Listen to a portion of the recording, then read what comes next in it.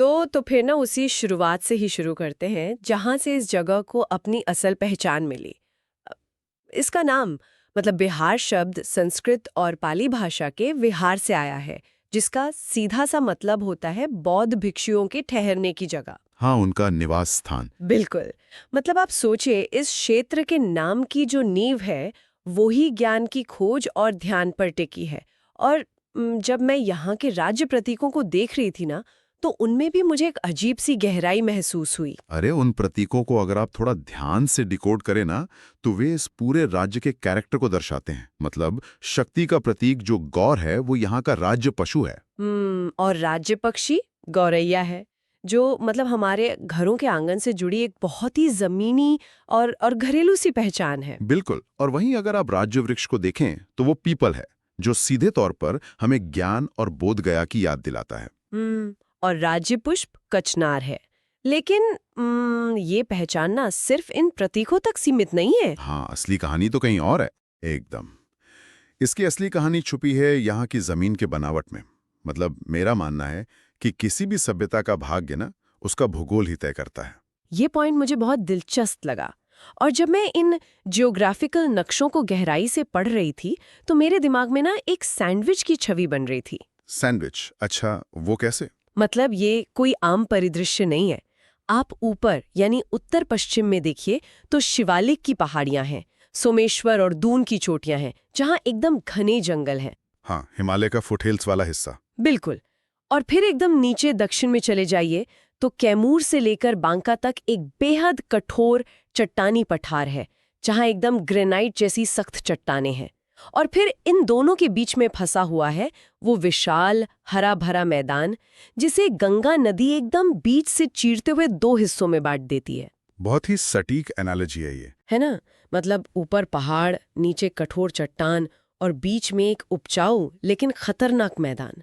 तो मैं बस ये सोच रही थी कि क्या इस अजीब गरीब सैंडविच वाले भूगोल ने ही यहाँ के लोगों को इतना ज़्यादा रिजिलियंट या लचीला बनाया है? इस सैंडविच मॉडल को अगर हम थोड़ा और खोलकर देखें ना, तो ये सिर्फ जमीन की बनावट नहीं है। ये असल में एक पूरा का पूरा आर्थिक और साइकोलॉजिकल खाका है। मतलब सोचिए, जब आप उत्तर में रहते हैं जहां नदियां सीधे हिमालय से आ रहे हैं, तो वहां की जमीन बेतहाशा उपजाऊ होती है। हाँ, खेती के लिए एकदम परफेक्ट। लेकिन उसी उपजाऊ जमीन के साथ हर साल भयानक बाढ़ की अनिश्चितता भी आती है। आपकी पूरी फसल, आपका घर, सब कुछ बस एक रात में पानी में बह सकता है। उफ, वो तो बहुत डरावना है। बिल्कुल। और दूसरी तरफ दक्षिण का वो कठोर पठारी हिस्सा है, जहां जमीन पथरीली है, खेती बहुत मुश्किल है, लेकिन वहां खनिजों का भंडार है। तो जब एक इंसान इस तरह के भूगोल में पलता बढ़ता है ना, जहाँ या तो प्रकृति सब कुछ बहा ले जाती है या फिर जमीन इतनी सख्त होती है कि कुछ उगाने के लिए खून पसीना एक करना पड़ता है। तो एक सर्वाइवल इंस्टिंक्ट अपने आप आ जाता होगा। एकदम सही। एक स्वाभाविक जुझारूपन उनके डीएनए का ही हिस्सा बन जाता है। ये बात ना बहुत हद तक ये समझाती है कि यहाँ के लोग विपरीत परिस्थितियों में भी हार क्यों नहीं मानते। और इस पूरे भौगोलिक नाटक में जो सबसे बड़ा किरदार मुझे दिखा, वो है नदियाँ। मतलब गंगा नदी चौसा के पास इस क्षेत्र में प्रवेश करती है। लेकिन मेरे लिए जो बात सबसे ज्यादा हैरानी वाली थी, वो ये कि यहाँ गंगा सिर्फ पानी का कोई एक स्रोत नहीं है। वो तो एक पूरी जीवन रेखा है। हाँ, वो परिवहन का हाईवे है, कृषि की लाइफलाइन है और छठ पूजा जैसे महापर्व का सबसे बड़ा सांस्कृतिक आधार भी है। और पता है, गंगा तो सिर्फ एक मुख्य धुरी है। अगर आप इसके उत्तर से आने वाली नदियों के नेटवर्क को देखें ना, तो गंडक, घाघरा और कोसी जैसी नदियां हैं। कोसी का नाम तो इतिहास में बिहार के शोक के तौर पर दर्ज है। हाँ, क्योंकि वो अपना रास्ता बदलने के लिए कुख्यात है ना। बिल्कुल। ये नदी ना हर साल एक नया मार्ग पकड़ लेती है, जिससे एकदम पुराने बसे बसाए गांव तबाह हो जाते हैं। हिमालय से तीखी ढलान के कारण ये नदियां इतनी तेज गति से आती हैं कि अपने साथ भारी मात्रा में गाद मतलब सिल्ट लेकर आती हैं। और यही वो सिल्ट है जो जब मैदानों में फैलती है तो दुनिया की सबसे उपजाऊ मिट्टी तैयार करती है। मतलब आप विरोधाभास देखिए, एक ही नदी जीवन दे भी रही है और उसे पूरी तरह तबाह भी कर रही है। ये एक ऐसा बैलेंस है जिसे रोजमर्रा की जिंदगी में जीना अपने आप में एक कला है। एकदम सही कहा। और ठीक इसके विपरीत दक्षिण की नदियां हैं। अमरकंटक के पास से निकलने वाली सोन नदी हो या फिर फल्गु और कर्मनाशा, ये नदियां हिमालयी नदियों जितनी खूंखार तो नहीं है, लेकिन ये दक्षिणी पठार के खनिजों और संसाधनों को मध्य भाग तक लाने का काम करती हैं। तो एक तरह से ट्रांसपोर्टेशन का काम। हाँ, इस पूरे नदी तंत्र ने ना इस क्षेत्र को प्राचीन काल में व्यापार और परिवहन का सबसे बड़ा लॉजिस्टिक हब बना दिया था। लॉजिस्टिक हब, ये एक बहुत ही मॉडर्न शब्द है, लेकिन प्राचीन काल के लिए एकदम सटीक बैठता है। हालांकि इन नोट्स में गोता लगाते हुए मुझे एक और डायमेंशन दिखा। यहाँ का भूगोल सिर्फ अर्थव्यवस्था या खेती तक सीमित नहीं है यार, ये गहराई से आध्यात्मिक भी है। वो कैसे? जैसे फल्गु नदी को ही ले लीजिए, इसे निरंजना भी कहा जाता है। अब इसका भौतिक वजूद चाहे जो भी हो, लेकिन गया में पिंडदान और पूर्वजों के कर्म कांडों के लिए इसे सबसे पवित्र माना जाता है। और सिर्फ नदियां ही क्यों, यहाँ की पहाड़ियां भी तो कोई आम पहाड़ियां नहीं है। हाँ, ये बात तो है। अगर हम उन पहाड़ियों के इतिहास पर नजर डालें ना, तो वे सदियों से कई मान्यताओं का केंद्र रही हैं। चाहे वो जहानाबाद की मौर्यकालीन बराबर गुफाएं हों, जिन्हें एकदम कठोर चट्टानों को काटकर ध्यान करने वाले भिक्षुओं के लिए बनाया गया था। हाँ, वो आर्किटेक्चर तो कमाल है। बिल्कुल। या फिर गया की प्रेतशिला और रामशिला पहाड़ियां ले लीजिए, जिनका सीधा जुड़ाव रामायण काल से माना जाता है। और राजगीर में गृद्धकूट पर्वत तो वो जगह है जहां खुद गौतम बुद्ध ने अपने सबसे महत्वपूर्ण उपदेश दिए थे। लेकिन मैं यहाँ रुक कर ना एक चीज पूछना चाहती हूँ, मतलब क्या ये महज एक इत्तेफाक है कि इतने सारे धर्म, चाहे वो हिंदू धर्म की गहरी परंपराएं हों, बौद्ध धर्म की शुरुआत हो या जैन धर्म का प्रसार हो, सब यहीं आके एक साथ फलने फूलने लगे? क्या इस जमीन में कुछ खास था या ये बस एक संयोग था? ये बिल्कुल भी संयोग नहीं था। इसके पीछे ना एक बहुत ही ठोस तार्किक कारण है। देखिए, किसी भी आध्यात्मिक आंदोलन को पनपने के लिए दो चीजों की जरूरत होती है।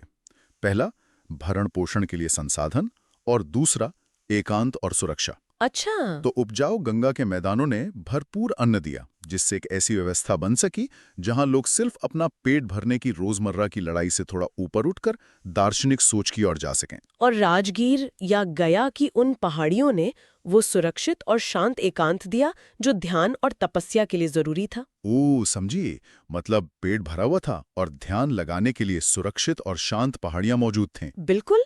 जब समाज को अपनी भूख और असुरक्षा का डर नहीं होता ना, तभी वो जीवन के गहरे अर्थ खोजना शुरू करता है। और दिलचस्प बात यह है कि इन्हीं उपजाऊ नदियों और पहाड़ियों की प्राकृतिक सुरक्षा ने सिर्फ सन्यासियों को ही आकर्षित नहीं किया, बल्कि इसी कॉम्बिनेशन ने भारत के सबसे ताकतवर और क्रूर साम्राज्य को भी जन्म दिया। हम बात कर रहे हैं मगध की। हाँ, मगध साम्राज्य। और यहीं से हमारी कहानी का सबसे सिनेमैटिक हिस्सा शुरू होता है। मतलब मगध एक महाशक्ति कैसे बन गया। अक्सर हमें लगता है कि कोई करिश्माई राजा आया होगा और उसने रातों रात एक बड़ा साम्राज्य खड़ा कर दिया होगा। लेकिन जब मैं इस डेटा को एनालाइज कर रही थी, तो मुझे समझ आया कि ये कोई जादू नहीं था। ये शुद्ध रूप से एक मास्टर क्लास स्ट्रैटेजी और ज्योग्राफिकल एडवांटेज का नतीजा था। एकदम सही। मगध की पहली राजधानी राजगृह को ही देख लें। वो 5 पहाड़ियों से घिरी हुई एक घाटी में बसी थी। वो प्रकृति का बनाया हुआ एक ऐसा अभेद्य किला था जिसे उस जमाने की तकनीक से भेदना लगभग नामुमकिन था। और फिर जब उनका विस्तार हुआ तो उन्होंने राजधानी बदल ली। हाँ, जब सत्ता और विस्तार की भूख बढ़ी तो उन्होंने अपनी राजधानी पाटलिपुत्र यानी आज के पटना में शिफ्ट कर ली। पाटलिपुत्र गंगा और सोन नदियों के संगम पर स्थित था। इसे प्राचीन काल का जलदुर्ग कहा जाता था। जलदुर्ग यानी एक ऐसा किला जिसे पानी ने चारों तरफ से सुरक्षित कर रखा हो। और सिर्फ सुरक्षा ही क्यों, उनके पास तो वेपनरी यानी हथियारों का भी एक बहुत बड़ा एडवांटेज था। मतलब दक्षिणी हिस्से के घने जंगलों और चट्टानों में लोहे के विशाल भंडार थे। लोहे से उन्होंने न सिर्फ दुश्मनों को काटने के लिए बेहतरीन तलवारें बनाई, बल्कि जंगलों को साफ करने के लिए कुल्हाड़ियां भी बनाई। हाँ, और उन जंगलों से उन्हें मिला उनका सबसे बड़ा हथियार, उनका टैंक यानी हाथी। बिल्कुल, हाथी उस समय के युद्ध का सबसे खौफनाक हथियार होते थे। और जब लोहे के औजारों से बड़े पैमाने पर जंगल साफ हुए तो खेती का दायरा बेतहाशा बढ़ गया। गंगा की उपजाऊ मिट्टी तो थी ही, इससे कृषि अधिशेष यानी एग्रीकल्चरल सरप्लस पैदा होने लगा। और इतिहास का एक बहुत ही कड़वा सच ये है कि कोई भी विशाल सेना तब तक खड़ी नहीं की जा सकती जब तक कि आपके पास उसे खिलाने के लिए असीमित अनाज न हो। और मगध के पास वो अनाज था। एकदम। और इस पूरी ताकत, लोहे और अनाज को एक सिस्टम में पिरोया बिंबिसार, अजातशत्रु और महापद्मनंद जैसे राजाओं ने। इन महत्वाकांक्षी शासकों ने सत्ता का ऐसा केंद्रीकरण किया ना, एक ऐसा क्रूर लेकिन कुशल सिस्टम बनाया जिसने आगे चलकर चंद्रगुप्त मौर्य के लिए पूरे भारत को एक झंडे के नीचे लाने का रास्ता साफ कर दिया। लेकिन यहाँ मेरे दिमाग में एक बहुत बड़ा सवाल आता है जो मुझे सच में बहुत उलझा रहा है। अच्छा, कौन सा सवाल? देखिए, एक तरफ ये वो मगध है जिसकी क्रूरता, जिसके लोहे के हथियारों और हाथियों की सेना से सिकंदर के सैनिक भी खौफ खाते थे, एक विशुद्ध मिलिट्री स्टेट। हाँ। लेकिन अचानक से यही भूमि पूरी दुनिया के लिए शांति, ज्ञान और अहिंसा का केंद्र कैसे बन जाती है? मतलब बोध गया में बुद्ध को ज्ञान मिल रहा है, वैशाली में महावीर का जन्म हो रहा है, मौर्य सम्राट अशोक एक खूनी युद्ध के बाद अचानक धम्म और अहिंसा अपना लेते हैं। ये एक बहुत ही वैलिड पॉइंट है। और फिर गुप्त काल आता है, जहां गणित और विज्ञान का स्वर्णिम युग शुरू होता है। नालंदा और विक्रमशिला जैसे दुनिया के सबसे बड़े विश्वविद्यालय यहाँ बन रहे हैं, जहां चीन और कोरिया से छात्र आ रहे हैं। तो ये एक बहुत बड़ा विरोधाभास है ना, जो भूमि युद्ध के लिए जानी जाती थी वो अचानक विश्वविद्यालयों और भिक्षुओं की भूमि कैसे बन गई? ये विरोधाभास दिखता जरूर है, लेकिन असल में ये कारण और प्रभाव का एक बहुत ही लॉजिकल पैटर्न है। जब हम इतिहास को गहराई से देखते हैं ना, तो पाते हैं कि अत्यधिक आर्थिक और सैन्य सुरक्षा ने ही वो स्थिरता प्रदान की जिसमें दर्शन और उच्च शिक्षा पनप सके। अच्छा, मतलब आप शांति अफोर्ड कर सकते थे। बिल्कुल। आप एक विश्वविद्यालय तब तक नहीं चला सकते जब तक कि आपका राज्य बाहरी हमलों से सुरक्षित ना हो और आपके पास अथाह पैसा ना हो। शांति हमेशा शक्ति की छांव में ही पनपती है। मैं इसे थोड़ा और समझना चाहती हूँ। मतलब क्या आप ये कह रहे हैं कि अशोक का अहिंसा का संदेश या नालंदा की स्थापना तभी मुमकिन हो पाई क्योंकि उनके पीछे एक ऐसी सेना खड़ी थी जिससे कोई टकराना नहीं चाहता था? काफी हद तक। उदाहरण के लिए, नालंदा जैसे विशाल संस्थान को रोजमर्रा के खर्चों के लिए 100 से ज्यादा गांवों का राजस्व दान में दिया गया था। 100 गांव? बाप रे। हाँ, और ये तभी संभव है जब साम्राज्य आर्थिक रूप से पूरी तरह स्थिर हो, जब राज्य को अपने अस्तित्व के लिए रोज नहीं लड़ना पड़ता, जब संस्थाएं मजबूत होती हैं, तब समाज विज्ञान, गणित, खगोलशास्त्र और दर्शन में निवेश करता है। उसी स्थिरता ने आर्यभट्ट जैसे गणितज्ञों और चाणक्य जैसे विचारकों को जन्म दिया। तो हमने अभी बात की कि कैसे प्राचीन काल में भौगोलिक सुरक्षा ने एक असीम धन और शांति के युग को जन्म दिया। लेकिन क्या होता है जब वो केंद्रीकृत सत्ता टूट जाती है और एक क्षेत्र को आधुनिक लोकतांत्रिक ढांचे में खुद को दोबारा बनाना पड़ता है? हाँ, ये एक बहुत बड़ा ट्रांजिशन है। बिल्कुल, और ये हमें लेकर आता है 1947 के दौर में। जब मैं इन नोट्स में आधुनिक राजनीति और प्रशासन का हिस्सा पढ़ रही थी, तो मुझे ये उस प्राचीन स्थिरता को दोबारा हासिल करने की जद्दोजहद की कहानी ज्यादा लगती है। और इस जद्दोजहद को हम स्वतंत्रता के बाद के अलग अलग राजनीतिक कालखंडों से समझ सकते हैं। जब 1947 में देश आज़ाद हुआ, तो एक बहुत बड़े और जटिल राज्य को संभालने की चुनौती थी। 1947 से 1967 तक का जो दौर था, वो मुख्य रूप से बुनियादी ढांचा खड़ा करने का था। हाँ, डॉक्टर श्रीकृष्ण सिन्हा के नेतृत्व में। एकदम सही। पहले मुख्यमंत्री डॉक्टर श्रीकृष्ण सिन्हा के नेतृत्व में जमींदारी प्रथा को खत्म करने जैसे बड़े बदलाव हुए। ये वो दौर था जब बरौनी और बोकारो जैसी बड़ी औद्योगिक परियोजनाएं स्थापित की जा रही थी। तो ये एक नए राज्य को इंडस्ट्रियलाइजेशन की पटरी पर लाने की कोशिश थी। रुकिए, मुझे यहाँ थोड़ा पॉज लेने दीजिए। हम 60 के दशक में कारखाने और उद्योग लगा रहे थे, लेकिन फिर 90s के दशक तक आते आते पूरा फोकस औद्योगिकरण से हटकर सामाजिक न्याय पर चला गया। ये इतना बड़ा राजनीतिक शिफ्ट आखिर क्यों हुआ?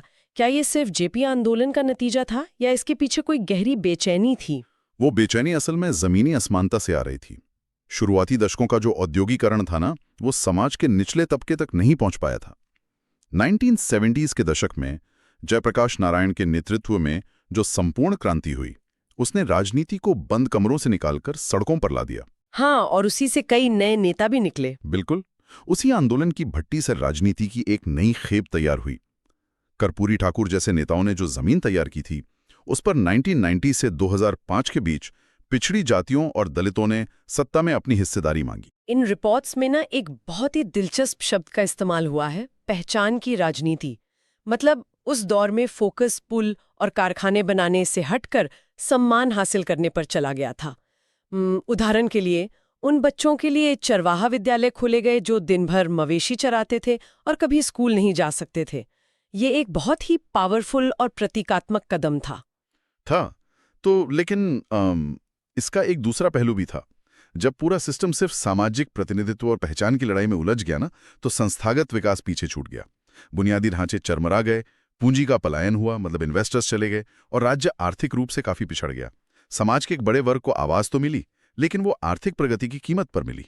एक तरह से राजनीति का पेंडुलम एक चरम से दूसरे चरम पर जा रहा था। और फिर 2005 के बाद से हमने एक नया दौर देखा, जिसे विकास की राजनीति कहा जाता है। हाँ, जहां फोकस वापस इकोनॉमी पर आया। बिल्कुल, यहाँ पेंडुलम वापस बीच में आने की कोशिश करता दिख रहा है। वापस अपराध नियंत्रण, सड़कें, बिजली और बुनियादी ढांचे पर फोकस शिफ्ट हुआ। लड़कियों के लिए बालिका साइकिल योजना जैसी नीतियां आईं, जिसने मतलब गांव में लड़कियों के स्कूल जाने के तरीके को पूरी तरह से बदल दिया। और 2016 में शराबबंदी जैसा बेहद कड़ा सामाजिक प्रयोग भी किया गया। और पता है, इन सभी दौर में एक बात जो लगातार चुनौतीपूर्ण रही है, वो है प्रशासन। 130 मिलियन यानी 13 करोड़ से ज्यादा लोगों की आबादी को संभालना, जो एक ऐसे भूगोल में रहते हैं जहां बाढ़ और सूखा आम बात है, ये कोई आसान काम तो है नहीं। बिल्कुल नहीं। इसीलिए पूरे प्रशासन को 38 जिलों में विभाजित करना एक मजबूरी है, ताकि नीतियां आखिरी व्यक्ति तक पहुंच सकें। ये एक ऐसा प्रशासनिक चक्रव्यूह है जिसे समझना और चलाना अपने आप में एक बहुत बड़ा टास्क है। और अब जब हम औद्योगिकरण से लेकर सामाजिक न्याय और फिर वापस विकास के इस लंबे राजनीतिक सफर को देख चुके हैं, तो हमारे सामने सबसे बड़ा सवाल आता है, कल क्या होने वाला है? भविष्य का नक्शा ना पूरी तरह से एक सिंगल डेटा पॉइंट पर टिका है। डेमोग्राफिक डिविडेंड, यानी जनसंख्याकीय लाभांश। इस नल्स राज्य की 58% आबादी 25 वर्ष से कम उम्र की है। 58%? हाँ, ये एक ऐसा आंकड़ा है जो किसी भी व्यवस्था को पूरी तरह से बदलने की ताकत रखता है। 58%, 25 साल से कम। मुझे यहाँ ना एक सीधा कनेक्शन दिखाई दे रहा है। जरा सोचिए, जब हम प्राचीन मगध की बात कर रहे थे, तो उसकी सबसे बड़ी ताकत क्या थी? उसकी विशाल सेना, उसके लोग। और आज इतने हजार साल बाद इस जमीन की सबसे बड़ी ताकत फिर से इसके लोग ही हैं, मतलब ये युवा आबादी। ऊर्जा वही है, बस उसे इस्तेमाल करने का तरीका खोजना है। अगर हम आज की अर्थव्यवस्था को देखें, तो ये अब भी काफी हद तक उपजाऊ गंगा के मैदान पर टिकी है। राज्य मखाना और आम के उत्पादन में अग्रणी है। भागलपुर का तसर रेशम उद्योग अपनी जगह बनाए हुए है। और सबसे चौंकाने वाली बात, जमुई में देश के सबसे बड़े स्वर्ण भंडार होने का अनुमान लगाया जा रहा है। और टूरिज्म को कैसे भूल सकते हैं यार। मतलब 2019 के डेटा के अनुसार 3.3 करोड़ पर्यटक यहाँ आए। और ये सिर्फ बोधगया या नालंदा के प्राचीन खंडहरों तक सीमित नहीं है। हाँ, नई टूरिज्म हब्स भी बन रहे हैं। एकदम। जो राजगीर कभी मगध की प्राचीन राजधानी था ना, उसे अब इको टूरिज्म के एक मॉडर्न हब में बदला जा रहा है। Glass sky walk, zoo safari, ये दिखाता है कि राज्य अपने अतीत को आधुनिक टूरिज्म के साथ कैसे जोड़ रहा है। और ये सिर्फ युवा ऊर्जा है ना, अब सिर्फ पारंपरिक नौकरियों या खेती तक सीमित नहीं रहना चाहती। नए दौर की जो स्टार्टअप नीतियां हैं, जहां युवाओं को अपना बिजनेस शुरू करने के लिए 10 लाख रुपए तक का ब्याज मुक्त ऋण दिया जा रहा है, ये एक बहुत बड़ा संकेत है कि माइंडसेट बदल रहा है। हाँ, एक एंटरप्रेन्योरशिप वाली लहर आ रही है। बिल्कुल। हालांकि स्वास्थ्य और उच्च शिक्षा के मामले में अभी भी एक लंबा रास्ता तय करना है, लेकिन एक ट्रांजिशन स्पष्ट रूप से नजर आ रहा है। तो अगर हम इस पूरे महाकाव्य को समेटने की कोशिश करें ना, तो मेरी नज़र में इन सारे डेटा पॉइंट्स का आखिरी सार ये निकलता है कि ये सिर्फ एक भौगोलिक क्षेत्र की कहानी नहीं है। ये असल में पूरी भारतीय सभ्यता के रेजिलियंस, यानी कभी न हार मानने की क्षमता का प्रतीक है। ये बात एकदम सही है।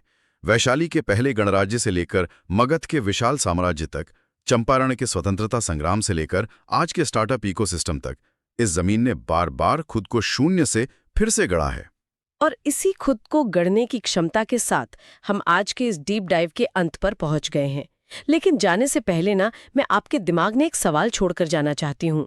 हमने देखा कि इतिहास गवाह है, जब भी इस भूमि ने अपनी अपार ऊर्जा को सैन्य युद्धों या राजनीतिक उठापटक से हटाकर ज्ञान, दर्शन और इनोवेशन की ओर मोड़ा है, जैसे कि नालंदा के दौर में हुआ था, तो इसने पूरी दुनिया को एक नई दिशा दिखाई है। हाँ, बिल्कुल। तो आज इस राज्य के पास भारत की सबसे युवा आबादी का हथियार है।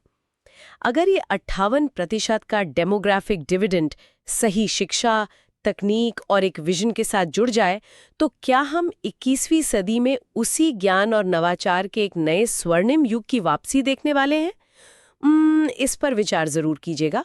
आज के लिए बस इतना ही। धन्यवाद।